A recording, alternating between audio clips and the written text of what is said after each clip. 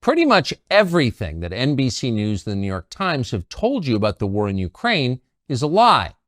The Russian army is incompetent, they claim. Ukraine is a democracy. Vladimir Putin is Hitler and he's trying to take over the world. Thankfully, the Ukrainians are winning. None of that is true. Every claim is false, the last one especially. The Ukrainian army is not winning. In fact, it's losing badly. Ukraine is being destroyed. Its population is being slaughtered in lopsided battles with a technologically superior enemy, or scattered by the millions to the rest of the globe as refugees. Ukraine is running out of soldiers. As that happens, the question will inevitably arise, who's going to replace them? If the Ukrainians can't beat Putin, who will? The answer, of course, will be us. American troops will fight the Russian army in Eastern Europe. That's most likely. And the assumption is we'll win. But will we win? Probably not, says former Army Colonel Douglas Macgregor, a decorated combat veteran who advised the Secretary of Defense in the last administration. The U.S., says Macgregor, is on the brink of a catastrophic war that could very easily destroy us. Few Americans seem to understand that, but they should. Doug Macgregor is now the CEO of Our Country, Our Choice, and we sat down with him recently. This conversation is worth hearing. Doug Macgregor, thanks for joining us. How would you assess and describe the state of the war in Ukraine right now? That's an important question, and not enough people have good answers at this point. I think all of the lies that have been told for more than a year and a half about the Ukrainians are winning, the Ukrainian cause is just, the Russians are evil, the Russians are incompetent, all of that is collapsing. And it's collapsing because what's happening on the battlefield is horrific. The Ukrainians now, we think, have lost 400,000 men killed in battle. We were talking about 350,000 a few months ago. Within the last month of this supposed counteroffensive, which was to sweep the battlefield, they lost at least 40,000 killed. We don't even know how many people have been wounded, but we know that probably upwards of 40 to 50,000 soldiers are amputees. We know the hospitals are full. And we know that Ukrainian units at the platoon and company level, that's with anywhere from 50 to 150 to 200 men, are in piecemeal fashion surrendering to the Russians. Not because they don't want to fight, it's because they can't fight anymore. They have so many wounded, they can't evacuate them. And commanders are saying, well, if I can't evacuate my wounded, I'm going to surrender because otherwise the wounded will die.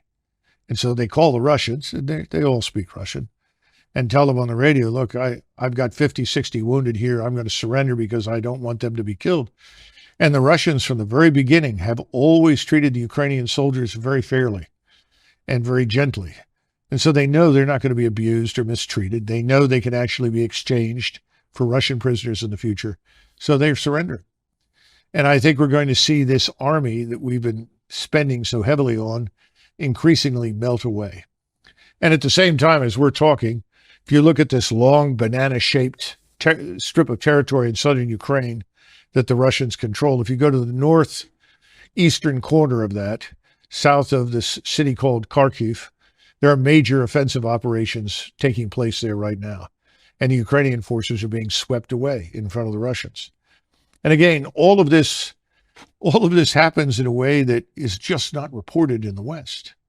And in the meantime, rather than admit that this is a terrible tragedy that should be ended on humanitarian grounds, if no other, that the killing should stop, as President Trump said, stop the killing, we're going to continue. And this puts the Russians in the unhappy position of marching further west, because from the very beginning, Putin and his advisors were never interested in a war with NATO or the United States.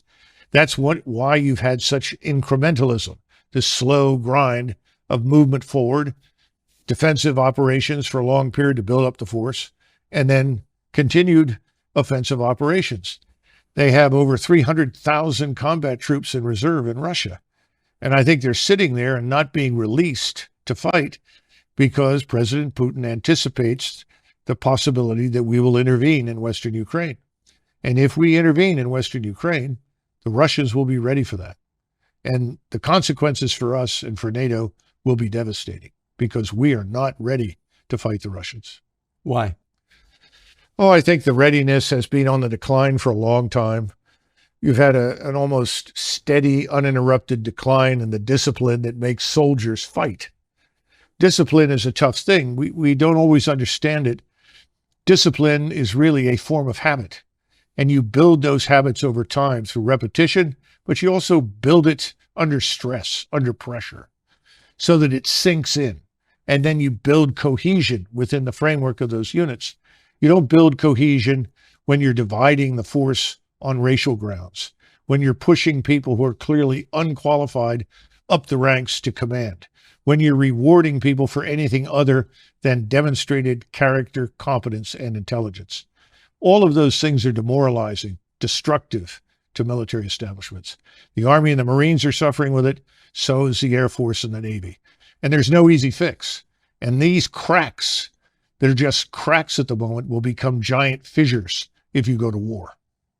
So you spent the bulk of your adult life as an Army officer, went to West Point, commanded troops in battle. You're a combat veteran, decorated. But you entered the Army right at the tail end of Vietnam. That's right. When it was famously at its nadir. Yes. How would you compare the readiness of the current U.S. Armed Forces to, say, 1975 at the end of Vietnam? I think that in terms of morale and discipline, we are close to where we were in the late 70s. We have a lot of people that are confused about what needs to be done. We've lost a sense of what's right. In other words, you don't have people that have served long enough in formations to know what right looks like, so that you can see a battle group, whether it's a battalion size or brigade or larger, and you know what makes things work. You know what it takes to fight in battle. We don't have very many people like that because since 2001, most of the fighting has been on a very small scale against a fleeting enemy. You know, running around in sandals with an AK-47, relying heavily on explosives, mines, to kill and maim Americans. About 87% of our losses were really a result of explosives that came from mines. This is not an army that is accustomed to fighting anybody who can fight back. If I were going to compare it to an army, a better comparison would probably be the French army before the Franco-Prussian War, because the French had fought Mexican bandits, Mexican rebels. They'd fought Arab bandits, Arab insurgents. They'd had a little experience fighting disgruntled, demoralized European troops, Austrians in northern Italy, but they hadn't faced a truly modern enemy. But people were convinced that the French army was the greatest army in the world because they'd fought in North Africa, in Indochina, Mexico, all over the world. That war was a catastrophe for France, and that army was decimated in months by a Prussian army that was a modern force, highly disciplined, very competently led, trained, and equipped. So we're not there. We have equipment that is decades old. The tanks that I served on, for instance, when I went to war in 1990, were virtually brand new, state-of-the-art. Those tanks are still out there. They've been rebuilt, but they're not new anymore. They're no longer as capable as they once were. You know, I'll give you a quick example. We have a turbine engine in the M1, A1 series tanks, and that turbine engine burns up as much fuel sitting still as it does moving, because it's a turbine engine. It was designed to be used on an aircraft. We put them into tanks. So that means you've got an 8-hour tank. Every 8 hours, if you're operating, you've got to refuel this thing. This thing also burns fuel at a very, very high temperature, over 1,000 degrees. And there are 40 plus connections around the engine that are very brittle, that can easily cause fires if accidentally they touch these little tubes that carry various types of fluid, if they actually touch this engine that's burning so hot. So the engine is so hot that you can track the movement of U.S. Army ground forces with tanks from low Earth orbiting satellites. So if you think you're going to hide or conceal yourself or outpace somebody, you're just a glowing target from space. To this must be added the ridiculousness of not having replaced that engine with a reliable state-of-the-art diesel electric engine, which is much cooler, which can go for 24 hours or more without a refuel. And these things are extremely problematic when you go to war, because you have to pull forces back, refuel them, return them to the front. That's not easy to do when you're operating as frequently as every 8 or 6 or 9 hours. They say, well, we put a generator on there to make up for this when you're sitting still. The problem is that you don't sit still for very long in combat, because if you do, you're going to be targeted and destroyed. And that, of course, is what we're seeing in Ukraine. Persistent surveillance from space, from overhead surveillance, makes everything visible all the time. So if you're going to embed yourself in the ground, if you're going to set up a permanent position there where you try to fire from that, you're going to be targeted and destroyed very, very quickly. So that's why this defense right now looks a lot like World War I, because anybody who moves is identified and killed. The only limitation on your ability to target and destroy the enemy is ammunition. The Russians, of course, have no shortages whatsoever. You recall at the beginning of this, we have all these shortages, right? The Russians can't keep up with missiles. The Russians can't keep up with shells. Well, they have multiple manufacturing facilities operating 7 days a week at 24 hours a day. We have no surge capacity in the United States.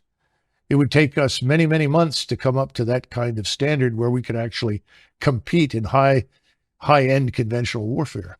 And that's why people like me and others worry that if we get into a confrontation, that we cannot win, because the world has changed, warfare has changed, integrated air defenses will knock virtually everything that flies out of the sky, that we will then fall back on a nuclear deterrent, a tactical nuclear weapon that says, if you keep advancing, we'll have to use a nuclear weapon. We don't want to go there, because the notion that there are so-called tactical nukes, you've heard that expression? Yes. Oh, that's just a little nuke, so that won't precipitate a major war.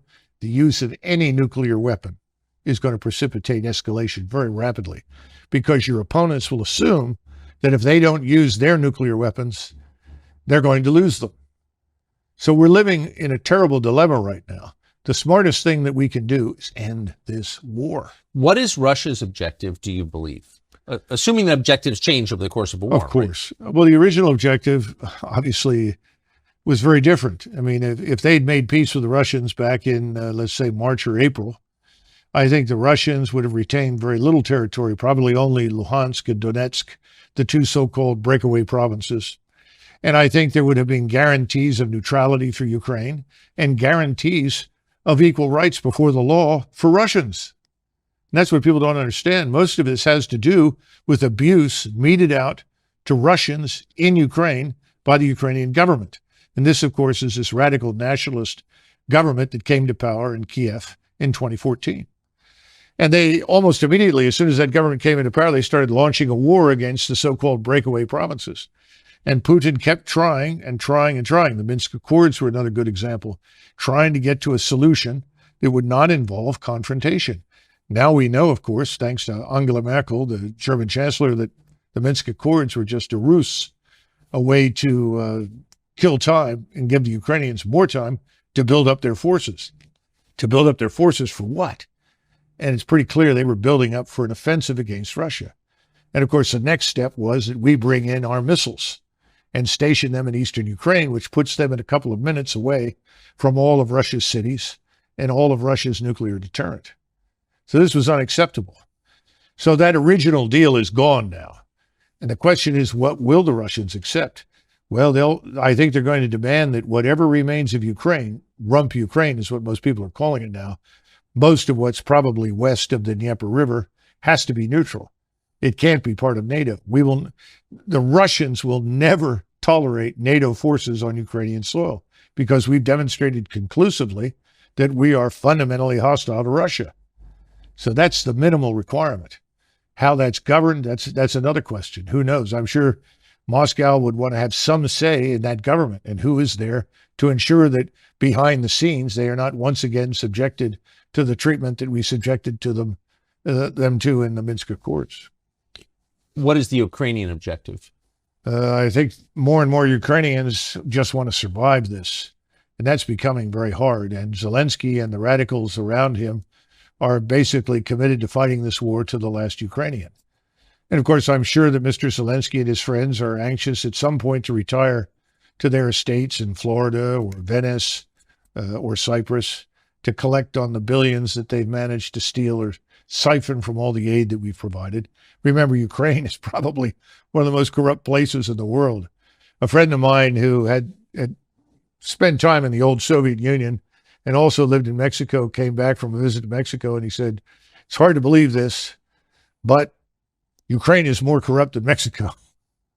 Wow. And I think that's true. So this is a world-class disaster. 14 million Ukrainians have left the nation, presumably never to return, because when they're asked in Germany or France or Croatia or Spain or wherever they go, we will never go back.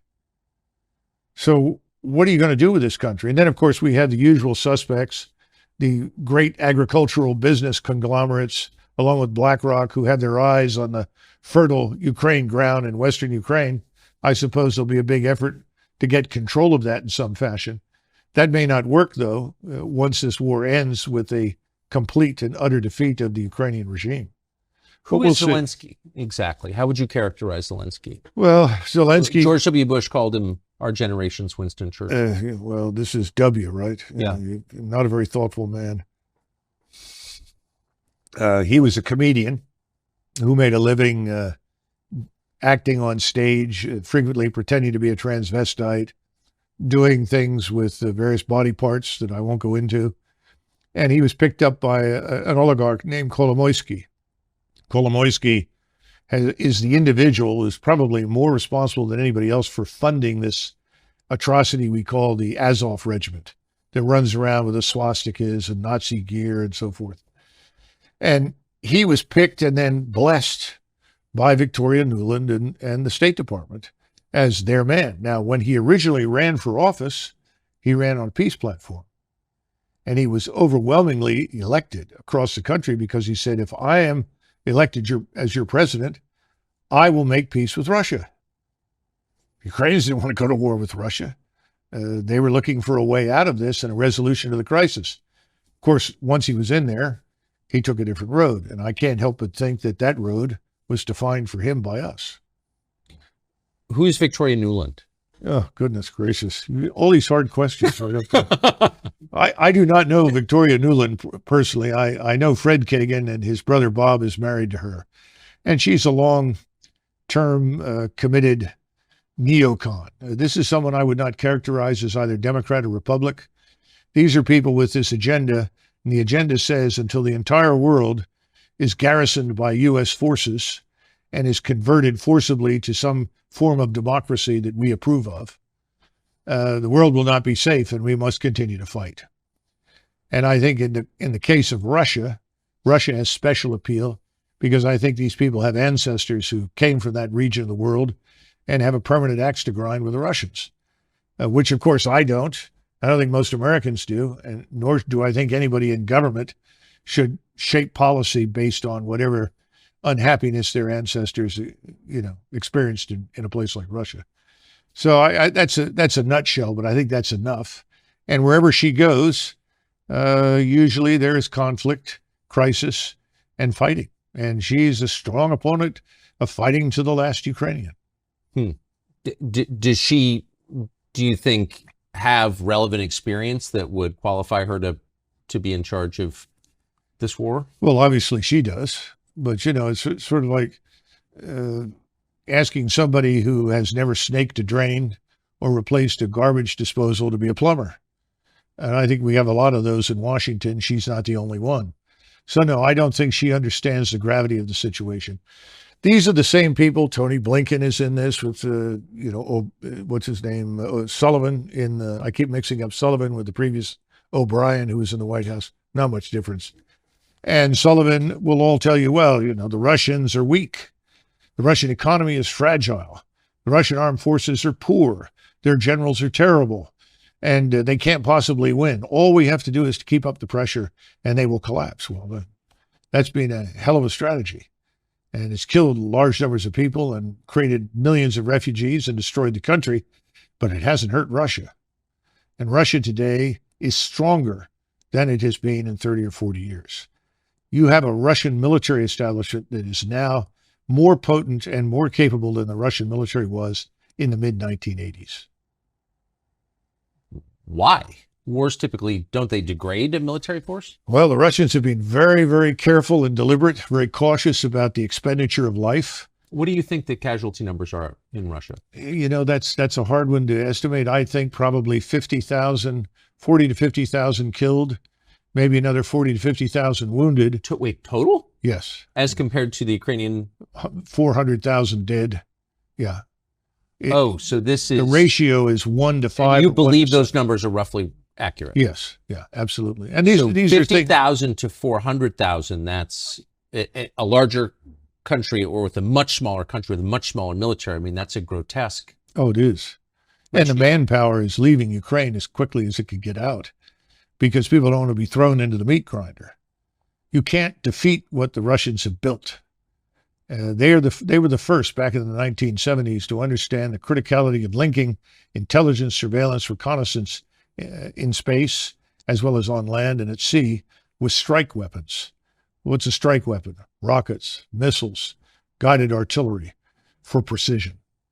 They've done that extremely well. So that's one of the reasons they have thousands of guns, hundreds of rocket launchers, hundreds of ballistic missile launchers, cruise missiles, and so forth. And these are then linked to that ISR. So the response time is almost instantaneous. A Ukrainian formation is located at this spot next to this building on the outskirts of, say, Kharkov. They can have missiles on the way to those targets, or rockets or drones, within the space of perhaps 5, 6, 7 minutes. So this is a very well-structured, well-organized machine. And the machine is grinding up everything in front of it. And it's not going to be defeated. What about the space-age military technology that we've been sending to Ukraine? That hasn't brought parity? Well, first of all, a lot of the equipment we send over there is, quite frankly, obsolete. It's very old. It's not new. We've given them a few new items, but not much. And remember what I said about missiles. We sent them some Patriot missiles.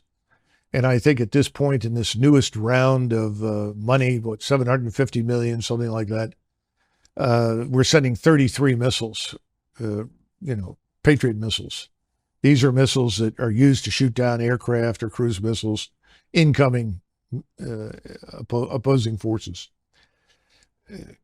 Every time you're in air defense, people will tell you if there's a target out there, you shoot 2 missiles at it as a minimum to make sure you get the target. Well, you run out of our missiles in the space of a few days. 33 missiles will be gone in 2 or 3 days. You can't possibly defeat the thousands of projectiles that are being hurled in your direction. And the radars, of course, emit, and so your radars light up and become targets. This is a no-win situation because the Russians, though they were not prepared in February 2022 for this kind of war, they are now. And they're continuing to prepare, which includes continuous mobilization. They're up to 750,000 troops in and around Ukraine. Most of them are on the outskirts, Belarusia, Western Russia, down in southern Ukraine. That number is going to rise over the next year, I would expect, to 1.2 million. And people are reservists being called out of universities. People are being through the military now, working in universities to become engineers, architects, mathematicians, whatever. They're being pulled out, put in a uniform, and readied. Because, again, our intransigence, our demonstrated hatred and hostility for Moscow and for Russia has convinced the Russian people, as well as the leadership in Moscow, that they are going to have to fight us and anyone who is allied with us. So they're preparing for that eventuality. That's why it's so important that we have to wake up, understand what we've done has backfired. Whatever we set out to achieve has failed. What we need to do now is stop this and come to a settlement that we may not like, but it needs to happen, and soon, before this thing is out of control. Eventually, you keep this up within the next 6, 8 months, you'll see hundreds of thousands of Russian troops on the Polish border. That is not what we set out to achieve. No, it's a terrifying disaster. At what cost do you think to the United States? The latest estimates since 2001 spending, including the spending in Ukraine, all the military spending designed to support these interventions, conflicts, wars, whatever you want to call them, about $14 trillion. Now, that $14 trillion is largely debt financed. So then you have to move from the $14 trillion to where we stand now in national sovereign debt, which of course I know the economic luminaries think is meaningless. But you have 130 million workers, and you look at those figures and suddenly you realize that every adult male or woman in the United States who works for a living has a debt hanging over them of roughly $240,000 in order to deal with what the 14 trillion have added to the national sovereign debt.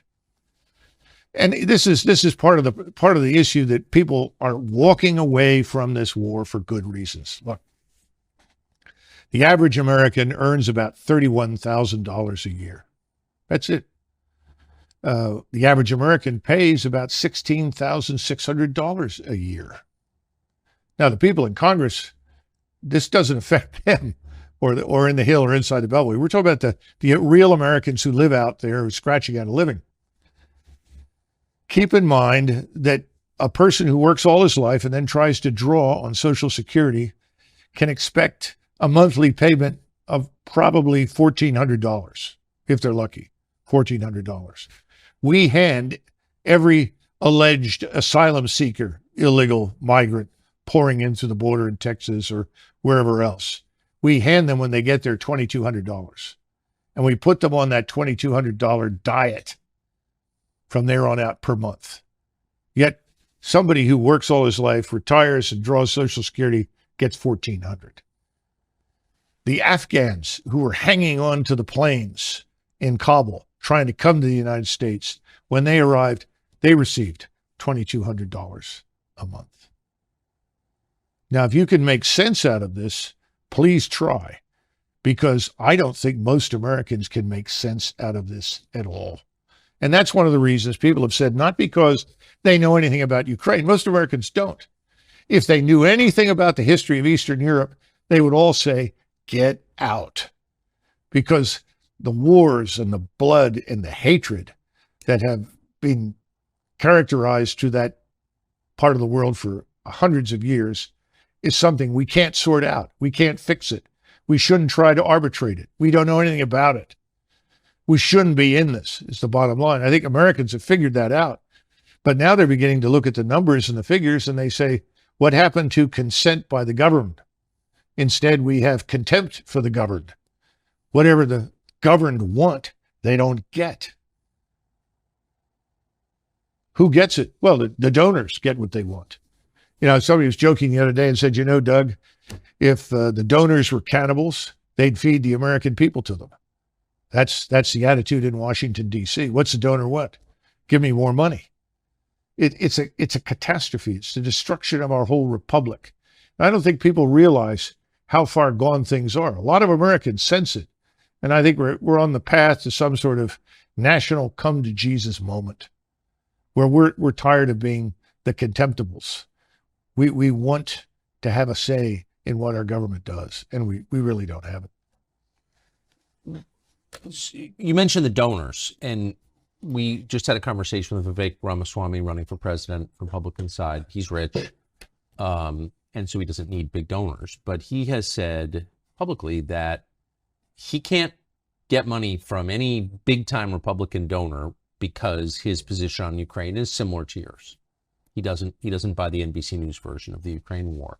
Why are donors on both sides so attached to a war that's clearly hurting the United States? Well, first of all, you've got to go through and identify the donors. What's their background? Where did they come from? And why do they feel the way they do? I think there are more personal issues here than we realize with many of them. Secondly, you have to look at the monetary benefits to them. If they're it's not just being heavily invested in the defense industry. You've seen that report from the Oakland Institute, which talks about arable land in Ukraine, the breadbasket of Europe, some of the richest, most fertile soil anywhere in the world. A friend of mine who's Ukrainian said all you have to do is take an old boot, stick it in the ground in Ukraine, come back in 6 months, and something grows. the boost transformed into something you can eat. He said, that's how fertile this is. So there are people that are interested in getting control of it. Oligarchs. They call them oligarchs in Eastern Europe. I'm starting to think that we should talk about oligarchs in the West. Well, of course. Because they're also invested in this. They have an interest in it. So that's part of it. Then, of course, you have the advantages of people on the Hill. You have somebody like McConnell who says, we're so fortunate that we're doing so much damage to the Russians. This will set them back for 10 years. They've lost all this equipment. The Ukrainians have done a great job. Well, of course, all that's a lie. That's a blatant falsehood. And then he follows up by saying, and we're offloading equipment so that we can replenish with newer equipment.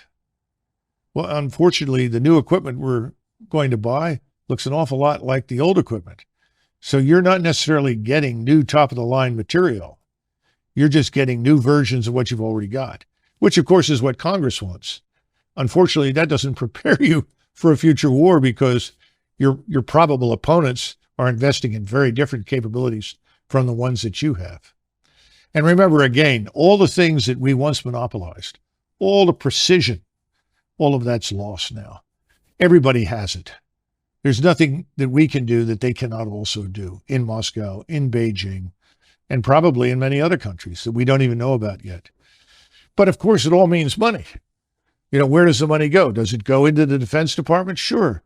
But then it's transferred over into industry. And industry then contributes money to PACs. And the PAC money goes where? Back to the Hill.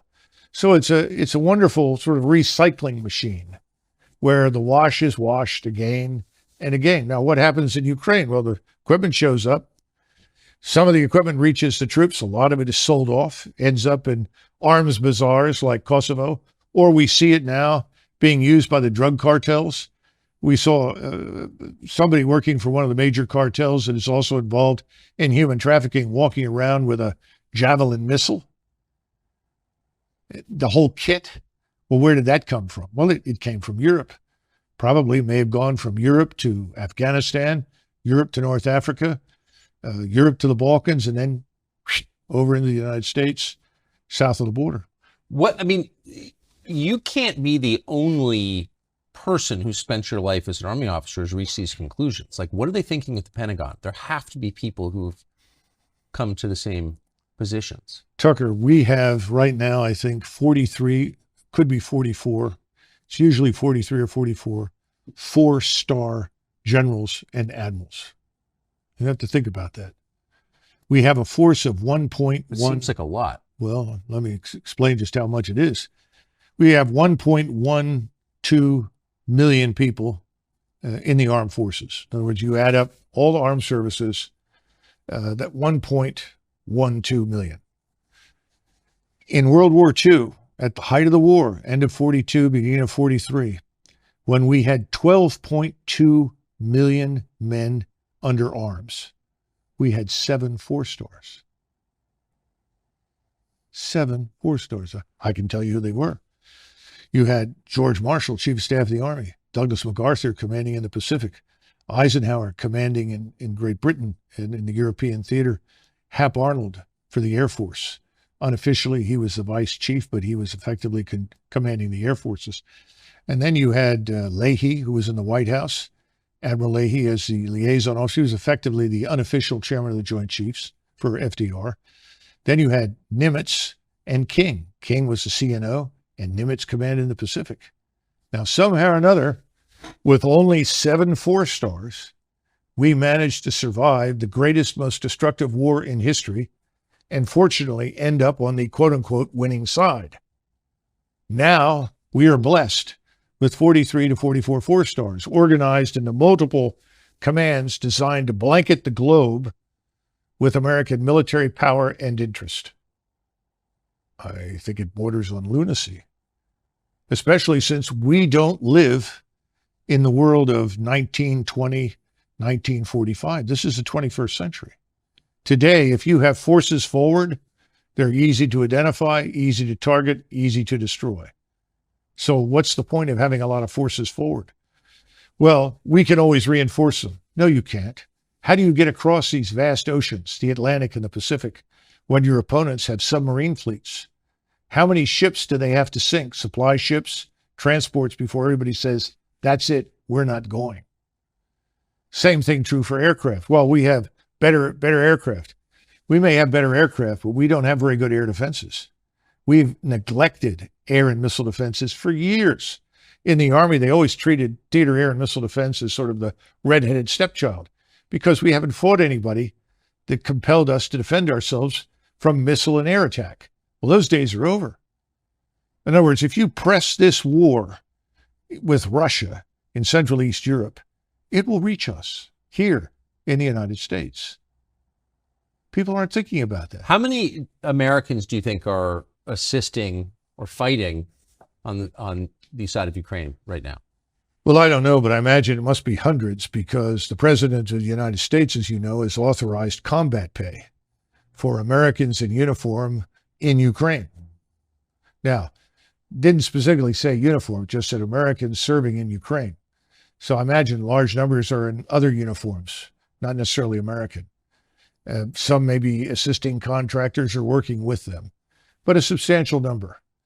And again, thus far, the Russians have been very careful about not necessarily targeting them. And it would be a mistake to assume that the Russians don't know where they are. And the latest strikes that we've had over the last couple of months have been all the way out on the border with Romania, the border with Poland, the border with Moldova. Precision strikes, Kinshal missiles carrying 1,000-pound warheads. Great accuracy, very destructive. Why? The Russians are sending a message. If you think you're going to hide from us if you come in here, you're not going to do that. If you cross these borders, we will annihilate you. You'll never get to the Dnieper River. We won't permit it. And we need to come to terms with these realities, because we can't defeat it. And see, this is the sad part. Somebody will say to me, well, Doug, you don't sound very patriotic. I'm not patriotic. I put my life on the line for the country. I have no compunction about fighting or killing anybody if we need to do it. Don't get me wrong. We don't need to do this.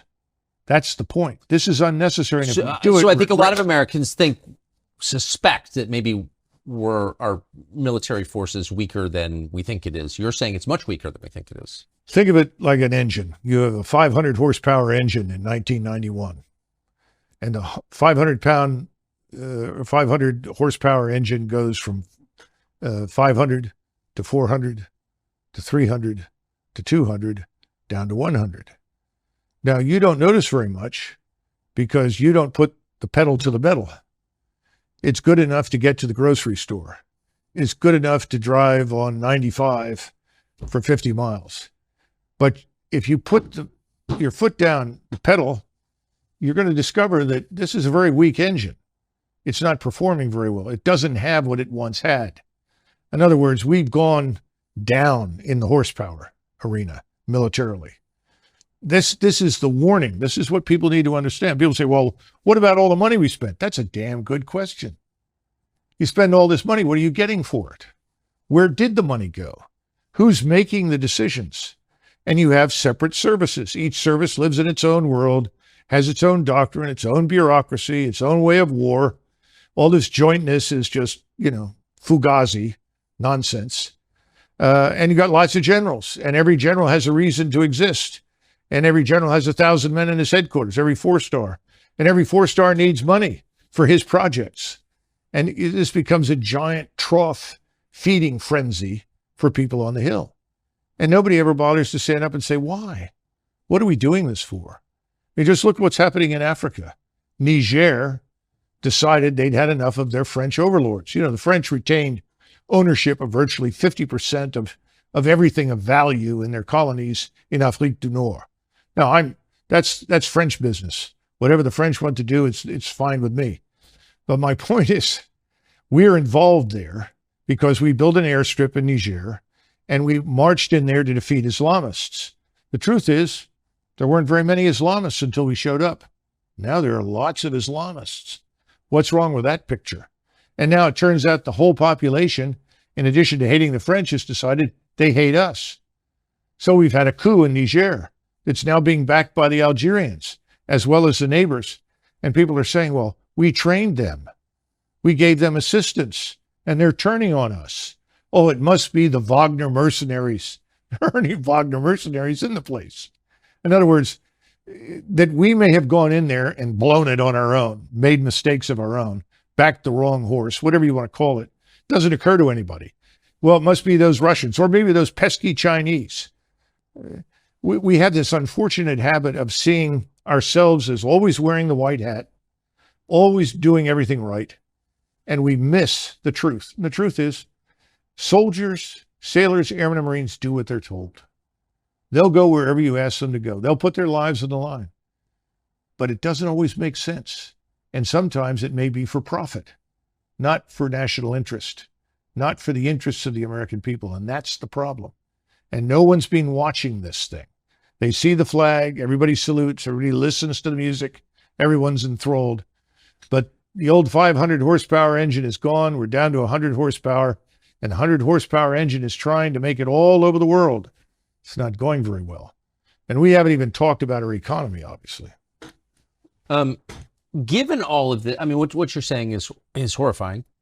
And some of it, with respect, does seem kind of obvious. Almost nobody in the Congress is saying what you were saying. Chris Christie never served in the Congress, but he was a governor. He's been on the national stage for quite a long time. He's running for president now. He recently went to Ukraine to meet with the world's highest paid actor who runs it. I think we have a clip. I believe that the overwhelming majority of the American people understand that we need to be with Ukraine on this fight. Do you maintain the current commitment? Do you expand it, or do you contract it? I increase it. My position on Ukraine, which is that we haven't done enough. And that while I think that President Biden has certainly done better than President Trump, and President Trump did better than President Obama on this, we still have more to go. We can spend this money now and have Ukrainian soldiers fight our war, or we can spend a lot more money and American blood later to fight in Taiwan. How do you respond to that? When we were in Vietnam, I was 16. And I remember General Westmoreland telling everyone, if we don't fight these people in Vietnam and to fight them here, we'll be fighting them in Los Angeles and in all our major cities. So we have to stay here and win this, or that's what's going to happen. A lot of them did go to Los Angeles and build thriving businesses, actually, in the end. Well, my hat's off to them. That's fine. I have no problems with that. But I think it's a lot of nonsense, you know. And it's the same thing with Ukraine. But Chris Christie's not stupid. He's very dishonest, obviously, but he's not stupid. Well, he has donors. That's what that is. Of course. Where's he going to get his money? Well, there, Governor Christie, we want this war in Ukraine. We want to see that man Putin removed. We got to get rid of him and his regime. Why? Well, you know, it's not democratic. Most of the world is not democratic. There are a lot of people that don't think we're very democratic anymore. We're not. So who are we kidding? I think Americans are waking up. And Christie is probably there for name recognition and more money, but I don't see him winning anything. No. But he does, I mean, in a blusterier way, he's expressing the same thing that the rest of them, Nikki Haley and all the rest, are well, saying. Doesn't this also divert attention from far more serious matters here at home? It really does. What does it cost Christie to say, we have to beat those Russians? Nothing. It doesn't cost him anything. It costs the country a great deal in terms of money, prestige. What Fitch just downgraded our credit worthiness one more time. And people say, oh, it's not a problem. You know, the bond yields are on their way up and prices are on their way down. When is the Treasury bond fire sale going to happen? When do banks offload these Treasury bonds that they bought when they were at zero interest because they're now worthless? What's going to happen in China, in Japan, in Saudi Arabia, where they have lots of bonds? I mean, we're fragile. We're vulnerable.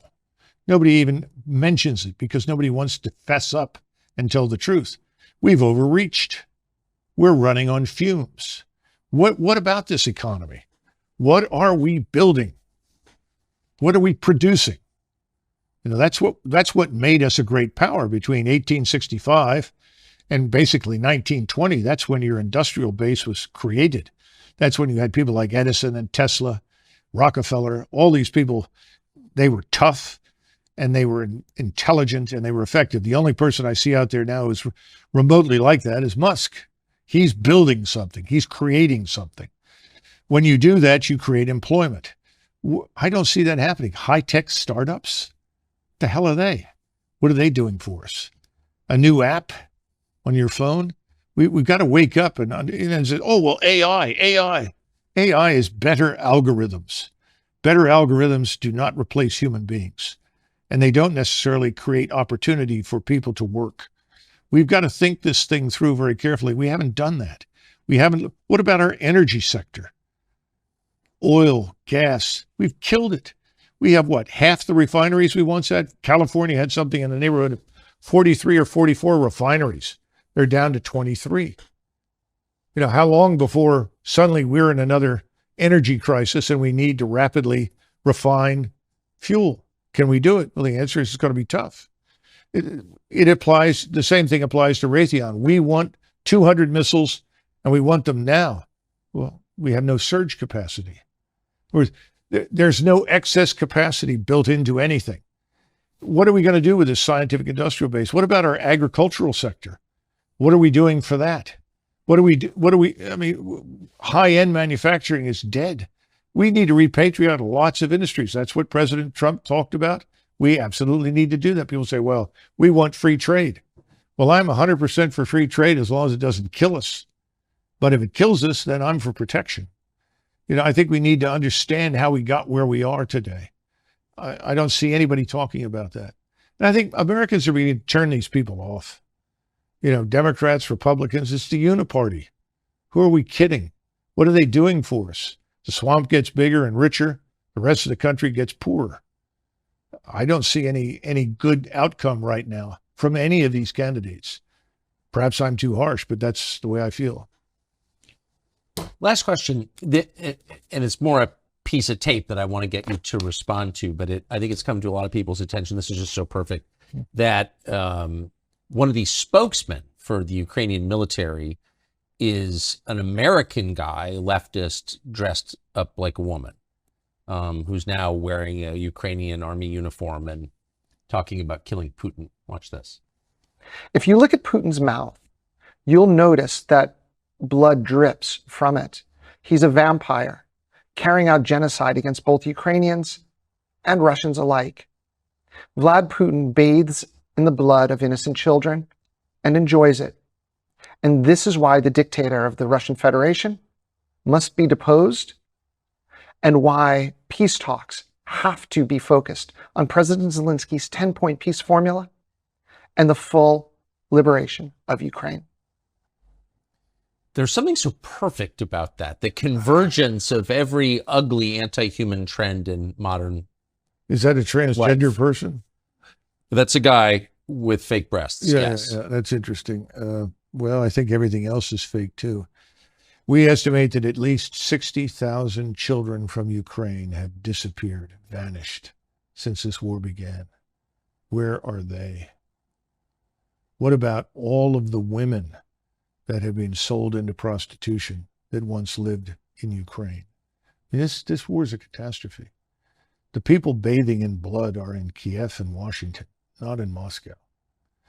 And this sort of thing is going to play well until it can't. And that's the sad part. We're going to see this whole thing collapse and implode. It's coming. And with it, NATO? I would think so, because the Europeans right now, Germany is well into a recession.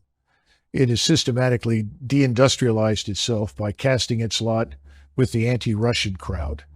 And remember that in Europe, it was not very difficult to supply stereotypes left over from the Second World War of the Soviet armed forces. The Soviet army was, an exercise in barbarism and savagery, mass rape, you name it. It was terrible. That's not Russia today. Russia today is a very different society, very different state. And that's been Putin's effort from day one. He's been interested in restoring Russia as an Orthodox Christian state with a true national identity and a strong national culture. That's probably another reason why so many people want to destroy Russia. because it's the last European state that has not been flooded with foreigners and turned into some sort of polyglot experiment, which is failing badly, by the way, because at some point, all of these unwanted people in Europe, and for that matter, here as well, I suspect, when things fall apart economically, it's going to get very hard on them. Because people are going to look around and they go through this, well, wait a minute, I'm an American. Who are you? What are you doing here? Why are you living that way? Why are you being subsidized? I'm a German. You know, you don't belong here. You need to go home. I'm getting $1,400 a month in retirement that I paid into my entire life, and you just show up from Congo and you're getting $2,200. Well, here's another one. The president announced yesterday on one of these tweets, somebody tweets for him, obviously, that the people that have lost everything in Hawaii, thousands of them lost everything, are going to receive a one-time payment of $700. Now, I haven't been to Hawaii in a long time. I'm not even sure I've ever been there, but I know that $700 isn't going to take care of a family for very long. No.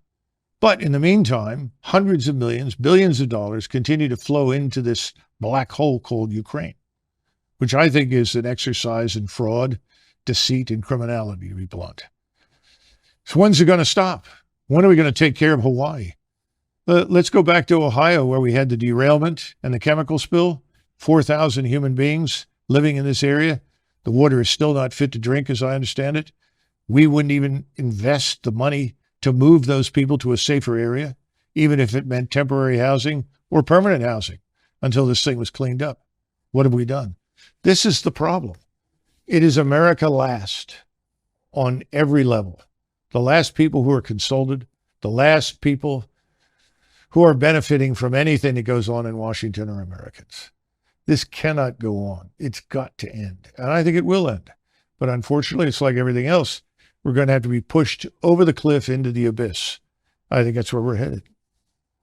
Well, on that cheerful note, Retired Colonel Douglas Macgregor, thank you. Sure was great. Younger people say the news is full of lies. In Kennedy's motorcade, 239 people. The death of Jeffrey Epstein.